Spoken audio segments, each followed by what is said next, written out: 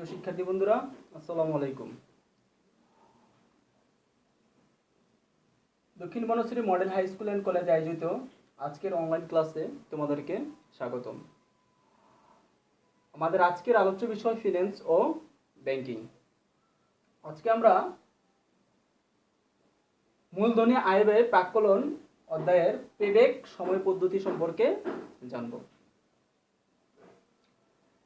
Payback সময় পদ্ধতি কি? ব্যবসায় বা প্রকল্পে বিনিয়োগকৃত টাকা কত দিনে ফেরত আসবে তা পেব্যাক সময় পদ্ধতি নির্দেশ করে। ব্যবসায় বিনিয়োগ বা প্রকল্প থেকে আগত আন্তঃপ্রবাহগুলো যদি সমান হয়, অর্থাৎ প্রতি বছর যে পরিমাণ আন্তঃপ্রবাহ আসবে তা যদি সমান হয়, তবে বিনিয়োগকৃত টাকাকে বার্ষিক নগদ প্রবাহ দিয়ে ভাগ করলে পেব্যাক সময় পাওয়া যায়। প্রিয় শিক্ষার্থী বন্ধুরা, তোমাদের পাঠ্য বইয়ের 56 পৃষ্ঠায় এবং 57 পৃষ্ঠায় চলে আসো। এখানে একটি উদাহরণের মাধ্যমে কিভাবে পেব্যাক সময় বের করতে হয় সেটা আমি দেখাবো। 57 পৃষ্ঠায় বলা আছে যে 57 পৃষ্ঠা, মনে করি দর্জির দোকানির মেশিন কিনতে 15,000 টাকা প্রয়োজন। ক্রয়কৃত মেশিন ব্যবহার করে সে তার ব্যবসা থেকে আগামী 4 বছর বার্ষিক কত 5,000 টাকা আন্তঃপ্রবাহ নিশ্চিত করতে পারবে। এক্ষেত্রে পেব্যাক সময় কত হবে? অর্থাৎ আগামী 4 বছর কি 5,000 টাকা করে তার আন্তঃপ্রবাহ আসবে। ঠিক আছে? তাহলে আমি কি বলেছি যে বিনিয়োগকৃত টাকাকে বার্ষিক নগদ প্রবাহ দিয়ে ভাগ করলেই কি পেব্যাক সময় পাওয়া যাবে। তাহলে এখানে দেখো পেব্যাক সময়, আমি একটু নিচে লিখতেছি,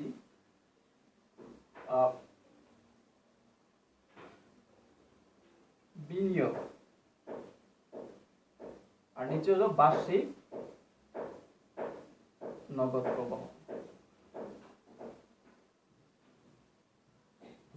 অথবা নগদ প্রবাহ। ঠিক আছে? তাহলে বিনিয়োগ কত ছিল? বিনিয়োগ ছিল 15,000 টাকা, আর তার প্রতি বছর কত 5,000 টাকা করে আন্তঃপ্রবাহ বা নগদ প্রবাহ আসবে। তাহলে বার্ষিক নগদ প্রবাহ কত 5,000। 5,000কে যদি আমি 15,000 থেকে 5,000 দিয়ে ভাগ করলে কত হবে? 3 বছর। অর্থাৎ পেব্যাক সময় হবে কত? 3 বছর।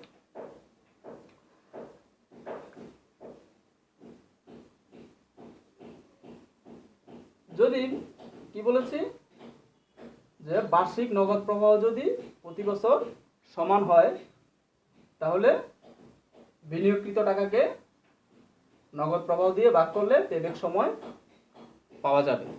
ঠিক আছে শিক্ষার্থী বন্ধুরা? এবার যে প্রতি বছর পেব্যাক মানে বার্ষিক নগদ প্রবাহ কি সমান নাও হতে পারে। ব্যবসায় বা প্রকল্প থেকে আগত আন্তঃপ্রবাহ অনেক সময় কি সমান নাও হতে পারে। অর্থাৎ প্রথম বছর আসলো 5,000, দ্বিতীয় বছর 10,000, তৃতীয় বছর 3,000, চতুর্থ বছর 4,000, এরকম কি অসমান হতে পারে। যদি সমান না হয় সেই ক্ষেত্রে পেব্যাক সময় নির্ধারণের জন্য ক্রমযোজিত নগদ প্রবাহ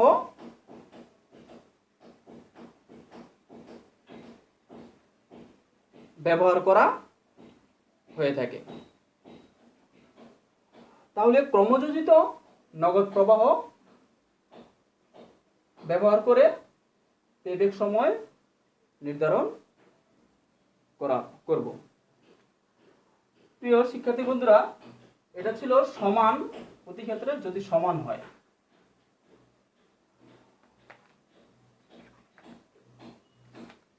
চুয়ান্ন এবং 55 পৃষ্ঠায় দেখো প্রকল্প খ এবং প্রকল্প ক এবং প্রকল্প খ দুইটা উদাহরণ দেওয়া ছিল না? সেই উদাহরণ থেকে আমরা গড় মুনাফার হার কি নির্ণয় করেছিলাম। এখন এই প্রকল্প ক এবং প্রকল্প খ এর তথ্য ব্যবহার করে আমরা পেব্যাক সময় নির্ধারণ করব। গড় মুনাফার হার পদ্ধতিতে নিট মুনাফা ব্যবহার করা হলেও পেব্যাক সময় পদ্ধতিতে নিট মুনাফার পরিবর্তে কি নগদ প্রবাহ মূলধন বাজেটিং এ পেব্যাক সময় পদ্ধতিতে কি নগদ প্রবাহ ব্যবহার করা হয়ে থাকে। তাই আমি প্রকল্প ক এবং প্রকল্প খ এর নিট মুনাফা, তাইলে এখানে নিট মুনাফা বের করে দেওয়া আছে। আমি শুধু প্রকল্প ক এবং প্রকল্প খ এর শুধু নিট মুনাফা নিয়ে নিট মুনাফার সাথে কি অবচয় যোগ করলে আমার কি পাওয়া যাবে? নগদ প্রবাহ পাওয়া যাবে। যেহেতু এখানে নিট মুনাফা বের করে দেওয়া আছে, হ্যাঁ, যদি বের করে না দেওয়া থাকে তাহলে আমাকে অবশ্যই কি করতে হবে? কর নির্ধারণের স্বার্থে, মানে কর দেওয়ার জন্য করযোগ্য মুনাফা বের করে নিতে হবে। করযোগ্য মুনাফা থেকে কর বাদ দিয়ে নিট মুনাফা পাওয়া যায়। হ্যাঁ, নিট মুনাফার সাথে আবার কি করতে হবে? অবচয় যোগ করতে হবে। যোগ করে নগদ প্রবাহ বের করে নিতে হবে। তাই প্রকল্প ক এবং প্রকল্প খ এর তথ্য থেকে নিট মুনাফা এবং নিট মুনাফার সাথে অবচয় যোগ করে আমি কি করব?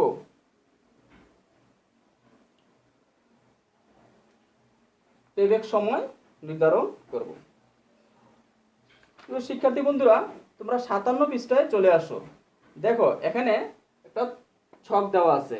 এখানে প্রকল্প ক এর কি নিট মুনাফা, দেখো প্রথম বছর কি ছিল? নিট ক্ষতি ছিল, এবং দ্বিতীয় বছর নেট মুনাফা, তৃতীয় বছর কি নিট মুনাফা হয়েছিল। ঠিক আছে? তো এখন দেখো প্রকল্প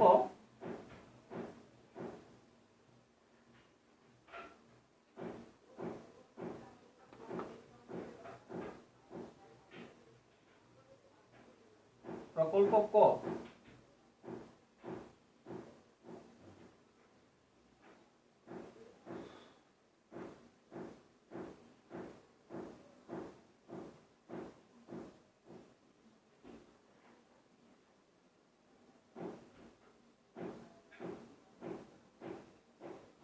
বিবরণ বছর 1, বছর 2, বছর 3।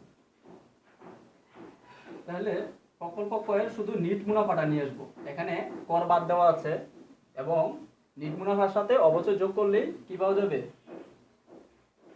নগদ প্রবাহ পাওয়া যাবে। 3.5 এখানে নিট মুনাফা ছিল, নিট ক্ষতি ছিল। তারপরে কত আছে? 56.75, 6.77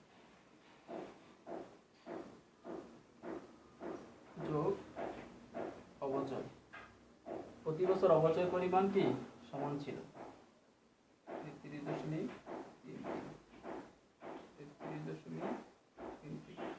শিক্ষার্থী বন্ধুরা, 57 পৃষ্ঠায় তোমাদের পাঠ্য বই 57 পৃষ্ঠায় এগুলো কি উল্লেখ আছে। আমি এখান থেকে হুবহু উঠিয়ে নিচ্ছি। তাহলে অবচয় যোগ করার পরে আমি কি পেয়ে গেলাম? নগদ প্রবাহ। নগদ প্রবাহ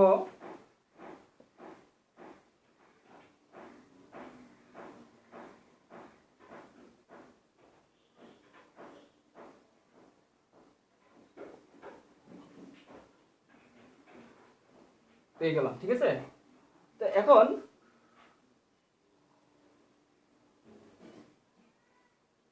এই যে নগদ প্রবাহ ব্যবহার করে আমার কি করতে হবে,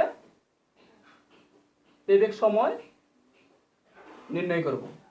তাহলে আমি প্রথমেই বলেছিলাম যে প্রতি বছর কি নগদ প্রবাহ সমান যদি না হয় তাহলে কর্মযোজিত নগদ প্রবাহ কি করে ব্যবহার করে পেব্যাক সময় কি করব, বের করব। তাহলে প্রথম বছর আমার কত, 0.2, এটা কি নগদ প্রবাহ, এটা আমার মাইনাসে আছে। তারপরে দ্বিতীয় বছর আমার 90.08, এগুলো লক্ষ টাকায় দেওয়া আছে। ঠিক আছে, তৃতীয় বছর আমি 40.10, আমার কি এই পরিমাণ নগদ প্রবাহ আসে। তাহলে এখানে আমি ক্রমযোজিত নগদ প্রবাহ বের করব। দেখো এখানে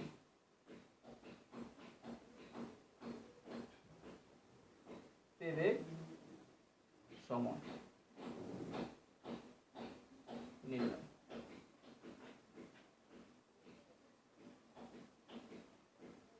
প্রথমে আসবে আমার এই বছর, তারপরে নগদ, তারপর ক্রমযোজিত নগদ। বছর, যে পরিমাণ প্রতি বছর নগদ প্রবাহ আসে, হ্যাঁ, তারপরে হলো কর্মযোজিত নগদ প্রবাহ, ক্রমযোজিত নগদ প্রবাহ। ঠিক আছে শিক্ষার্থী বন্ধুরা, তাহলে প্রথম হলো 0 বছর। 0 বছরে আমি কি করব, 1 লক্ষ টাকা আমি কি করলাম, এই বিনিয়োগ করলাম, মানে পে করা হলো। ঠিক আছে, কত, এই 100 লক্ষ টাকা আমি কি করলাম, বিনিয়োগ করলাম। ঠিক আছে শিক্ষার্থী বন্ধুরা, তাহলে এই যে এই 100 লক্ষ টাকা আমার কত সময়ে ফেরত আসবে সেটাই কিন্তু পেব্যাক সময় নির্দেশ করে। ঠিক আছে শিক্ষার্থী বন্ধুরা, হ্যাঁ, তাহলে 1 বছর শেষে আমার প্রথম বছর কত টাকা, 0.2। আমি এটা কোথায় আছি, আমি কিন্তু এখনো কি আমার নগদ প্রবাহ আমি এখনো মাইনাসে চলে আসি। তাহলে এটা সাথে এটা কি আরো আমার বিনিয়োগের সাথে এই নগদ প্রবাহ যেহেতু আমি মাইনাসে আসি, তাহলে এটাও কি এখানেও এটা বেড়ে যাবে। তাহলে 100.2 এখনো আমি মাইনাসে আছি। তাহলে দ্বিতীয় বছর আমার কি নগদ প্রবাহ আসলো। আমি প্রথম বছর কি ক্ষতিতে ছিলাম, তাই যে পরিমাণ আমি বিনিয়োগ করেছি এটা এই মাইনাস, এখনো যেহেতু আমি কি মুনাফায় আমি পৌঁছতে পারিনি, তাহলে আমার এটা কি এখনো মাইনাসে রবে। তাহলে মাইনাস আর মাইনাস কি করে দিলাম, আমার এখানে প্লাস হয়ে এটা বেড়ে গেল। ঠিক আছে, ক্রমযোজিতটা। তাহলে দ্বিতীয় বছর আমার নগদ প্রবাহ কি আসলো, বা মুনাফার পরিমাণ আমি পাইলাম, তাহলে 90 এত লক্ষ। তাহলে এই মাইনাস থেকে এটা যেহেতু প্লাস, তাহলে এটা আমার কি আমার এই টাকাটা এখন কি হবে, আমার পূরণ হবে। এই যে কর্মযোজিত নগদ প্রবাহ আমি যে বিনিয়োগকৃত টাকাটা এখন আমার কি হবে, পূরণ হবে। প্রথম বছর আমার দ্বিতীয় বছর শেষে আমার 90.08 লক্ষ টাকা আমার কি আসলো। তো এখন এটা আমার এখন কি হবে, কমে যাবে। তাহলে আমি যদি আমি এই মাইনাস 100.2 থেকে আমি কি প্লাস 90.08 এটার সাথে আমি এটা দ্বারা আমি কমাই দেই, তাহলে আমি কি এখনো কি আমি মাইনাসে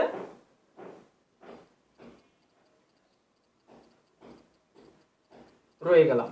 তার মানে 10.12 লক্ষ টাকা এখনো কি আছি, আমি মাইনাসে আছি। এখনো আমার কি হয় নাই, এই যে আমি বিনিয়োগ করছি 100 লক্ষ টাকা, সেই 100 লক্ষ টাকা এখনো কি আমার আসে নাই। তাহলে আমার প্রকল্পের মেয়াদ কিন্তু 3 বছর। তাহলে তৃতীয় বছর আমার কত টাকা আসলো, কত লক্ষ টাকা আসলো? 40.10 40.10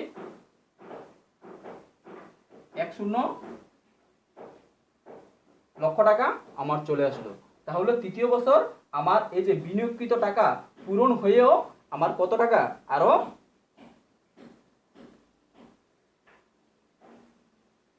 29.98 নগদ প্রবাহ আমার বেশি হয়ে গেল। তার মানে হলো দেখা যাচ্ছে যে আমার দ্বিতীয় বছরে আমি টাকাটা, বিনিয়োগকৃত টাকা এখনো আমার আসেনি, পুরোপুরি আসেনি। তৃতীয় বছরে আমার যে নগদ প্রবাহ আসলো সেটা পূরণ হয়েও আমার নগদ প্রবাহ আমি কোথায়, আমি মুনাফার পরিমাণ বা নগদ প্রবাহের পরিমাণ আমি কি আমার বেড়ে গেল। 29.98 লক্ষ টাকা আমার কি হলো, আমি প্লাসে চলে আসলাম। তার মানে দেখা যাচ্ছে যে আমার যে এই যে 1 লক্ষ টাকা আমি কি পরিমাণ লাভ হলো সেটা আমার বিষয় না। বিষয়টা হলো যে এই যে আমার বিনিয়োগকৃত যে 100 লক্ষ টাকা আমি বিনিয়োগ করলাম সেটা আমার কত সময়ের মধ্যে ফেরত আসলো। সেটা হলো যে 2 বছর, দ্বিতীয় বছর শেষে আমি 10.12 লক্ষ টাকা আমি আরো মাইনাসের পিছনে ছিলাম বা মাইনাসে ছিলাম। আর তৃতীয় বছরে এসে যে নগদ প্রবাহ আসলো সেটা কি আমার এই টাকাটাকে, যেটা আমি মাইনাসে ছিলাম সেই টাকাটাকে পূরণ করেও আমার নগদ প্রবাহের পরিমাণ এত টাকা আমার বেড়ে যাচ্ছে। ঠিক আছে? তো এখন প্রকৃত যে সময়টুকু লাগলো সেই সময়টুকু কিন্তু এখনো আমি পাইনি। আমি বুঝতে পারতেছি যে 2 বছরের কিছু সময় আমার বেশি লাগছে, কিন্তু তৃতীয় বছরে কিন্তু আমি কি নগদ প্রবাহ আমি প্লাসে চলে গেছি। মাইনাস ছিল যখন, তখন আমি কিন্তু প্লাসে চলে গেছি। তাই আমার প্লাসটা তো আমি বলতে পারি না। আমার মূল উদ্দেশ্য হলো যে এই 100 লক্ষ টাকা আমার ফেরত আসলো কত সময়ের মধ্যে। ঠিক আছে? তাহলে সেটা আমি বের করব। এখানে আমার কি করতে হবে, একটা সূত্র প্রয়োগ করে আমি কি করব, এটা আমি বের করব। দেখো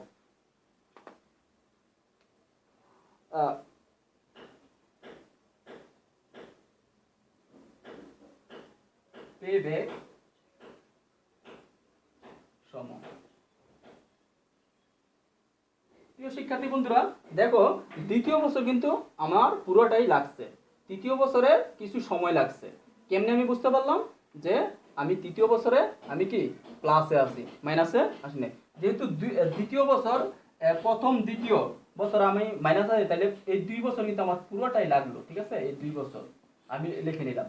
এর সাথে যে এই 10,000 টাকা আমার তৃতীয় বছরের কতটুকু সময় আমি এই 10,000 টাকা, সরি এই 10.12 লক্ষ টাকা আসতে আমার তৃতীয় বছর কতটুকু সময় আমি পেয়েছি বা নিয়েছি সেই সময়টুকু এখানে চলে আসবে। তাহলে এখানে দ্বিতীয় বছর কাছাকাছি, মানে তৃতীয় বছরে তো টাকাটা আমার চলেই আসে, তো এই কাছাকাছি বছর হলো কত, দ্বিতীয় বছর, তাই না? এই দ্বিতীয় বছরের যে ক্রমযোজিত নগদ প্রবাহটা আছে মাইনাস যেটা আছে সেটা আমার উপরে লিখতে হবে। তো আর যে বছর আমার টাকাটা চলে আসবে সেই বছরের নগদ প্রবাহ দিয়ে আমাকে এটাকে ভাগ করতে হবে। 10.12 এত বছর। ঠিক আছে শিক্ষার্থী বন্ধুরা? তাহলে 2 প্লাস এটাকে ভাগ করলে হয় 0.25 বছর। তাহলে 2.25 বছর আমার কি 2 বছরের যে সময়টুকু আমি পেয়ে গেলাম সেটা হলো 2.5। ঠিক আছে? এই সময়টুকু আমি নিয়ে নিলাম। তাহলে আমার এই যে বিনিয়োগকৃত যে 100 লক্ষ টাকা এটা আসতে আমার সময় লাগে কত, 2.25 বছর আমার কি সময় লাগে। ঠিক আছে শিক্ষার্থী বন্ধুরা? এখন একইভাবে প্রকল্প খ 57 পৃষ্ঠায় 58 পৃষ্ঠায় চলে আসো। 58 পৃষ্ঠায় ওই প্রকল্প খ এর একইভাবে নিট মুনাফার সাথে কি করা হয়েছে, পিছনে যে প্রকল্প খ ছিল গড় মুনাফার হার পদ্ধতি নির্ণয় করতে, সেখান থেকে নিট মুনাফা যেহেতু দেওয়া আছে একইভাবে নিট মুনাফা নেওয়া হয়েছে এবং এই নিট মুনাফার সাথে কি করা হয়েছে, অবচয় যোগ করা হয়েছে। তাইলে অবচয় যোগ করলে নগদ প্রবাহ পাওয়া গেল। নগদ প্রবাহ পাওয়ার পর দেখা যাচ্ছে প্রথম বছর 100 লক্ষ টাকা বিনিয়োগ করা হয়েছে। প্রথম বছরে সে কোথায় আছে, সে এখনো মাইনাসে আছে, 30.01 লক্ষ টাকা কি আছে, 100 লক্ষ টাকা আসতে মাইনাসে আছে। দ্বিতীয় বছরে দেখা যাচ্ছে কি টাকার পরিমাণ কর্মজনিত নগদ প্রবাহ প্লাসে চলে গেছে, অর্থাৎ যে পরিমাণ মাইনাসে ছিল সেটা পূরণ হয়েও কি নগদ প্রবাহ প্লাসে আছে। তাহলে দেখা যাচ্ছে প্রকল্প খতে 1 বছর বা দ্বিতীয় বছরে কিন্তু প্লাসে চলে গেছে, তার মানে হলো দ্বিতীয় বছর পুরো আমার কি লাগে নাই, পুরো এখানে লাগে নাই। তাহলে 1 বছর পুরো লেগেছে, তারপরে কাছাকাছি যে নগদ প্রবাহ মাইনাস ছিল, হ্যাঁ, দ্বিতীয় বছরের নগদ প্রবাহকে কি করা হয়েছে, প্রথম বছরে যে মাইনাস ছিল ক্রমজনিত নগদ প্রবাহ, দ্বিতীয় বছরের নগদ প্রবাহ দিয়ে ভাগ করে কি 1.6 বছর পাওয়া গিয়েছে। ঠিক আছে, তো এখন প্রকল্প খতে আমি এটা মুছে দিচ্ছি। তাহলে শিক্ষার্থী বন্ধুরা, আমি প্রকল্প খ যেভাবে বের করলাম, প্রকল্প ক যেভাবে যে পেব্যাক সময় বের করলাম, প্রকল্প খতেও কি করতে হবে, একইভাবে তথ্যগুলো ব্যবহার করে তোমরা পেব্যাক সময় বের করতে পারো। আমি শুধু সিদ্ধান্ত, বিনিয়োগ সিদ্ধান্ত গ্রহণের ক্ষেত্রে গ্রহণ করার জন্য আমি শুধু পেব্যাক সময়টুকু লিখছি। এটা হলো খ প্রকল্প। ঠিক আছে, এটা ছিল ক আর এটা ছিল খ প্রকল্প। ঠিক আছে, বা প্রকল্প খ। ঠিক আছে, এখানে পেব্যাক সময় ছিল, পেব্যাক সময় 1.6 বছর। তোমাদের এখানে এই যে 58 পৃষ্ঠায় বের করা আছে যে 1.6 বছর। তাহলে আমি যদি প্রকল্প ক এবং প্রকল্প খ এর পেব্যাক সময় নির্ধারণ, পেব্যাক সময়ের মাধ্যমে কি পদ্ধতির মাধ্যমে বিনিয়োগ সিদ্ধান্ত নিতে চাই, তাহলে আমি প্রকল্প কতে বিনিয়োগ করব না প্রকল্প খতে বিনিয়োগ করব, সেই সিদ্ধান্ত আমাকে নিতে হবে। পেব্যাক সময়ের সিদ্ধান্ত নীতির ক্ষেত্রে এটা বলা হয়নি, আমি বলে নিচ্ছি যে যে প্রকল্পের পেব্যাক সময় যত কম হবে সেই প্রকল্পটি কি গ্রহণ করা উচিত। অর্থাৎ বিনিয়োগকৃত টাকা কত সময়ের মধ্যে, অর্থাৎ কোন প্রকল্পে বিনিয়োগ করলে আমার বিনিয়োগকৃত টাকা আমি তাড়াতাড়ি পেয়ে যাব, সেই প্রকল্পেই তো বিনিয়োগ করব। অর্থাৎ বিনিয়োগের পরিমাণ এক, বিনিয়োগ প্রকল্পের মেয়াদ একই রকম। হ্যাঁ, যদি একই রকম হয় তাহলে যে প্রকল্প থেকে আমার তাড়াতাড়ি টাকা, বিনিয়োগকৃত টাকা উঠে আসবে সেই প্রকল্প আমি কি গ্রহণ করব। তাহলে এখানে দিতে 2 বছরের বেশি সময় লাগে, আর এখানে কি 1.6 বছর। তাহলে আমার এখানে খ প্রকল্পে কি বিনিয়োগকৃত টাকা তাড়াতাড়ি উঠে আসতেছে। তাই আমি যদি বিনিয়োগ করতে চাই, হ্যাঁ, তাহলে অবশ্যই আমি কোন প্রকল্পটা বেছে নিব, অবশ্যই প্রকল্প খ বেছে নিব। কারণ আমরা জানি যে পেব্যাক সময় পদ্ধতিতে যে প্রকল্পের পেব্যাক সময় যত কম সেই প্রকল্পটি কি বেশি গ্রহণযোগ্য। আজ এই পর্যন্তই শিক্ষার্থী বন্ধুরা। তোমরা বাসায় এই যে পেব্যাক সময় পদ্ধতি সম্পর্কে যে তথ্যগুলো তোমাদের দেওয়া আছে, তথ্যগুলো ব্যবহার করে হ্যাঁ পেব্যাক সময় তোমরা বের করবা, এবং এটাই তোমাদের হোমওয়ার্ক রইল। ঠিক আছে, 57 এবং 58 পৃষ্ঠা। আজ এই পর্যন্তই।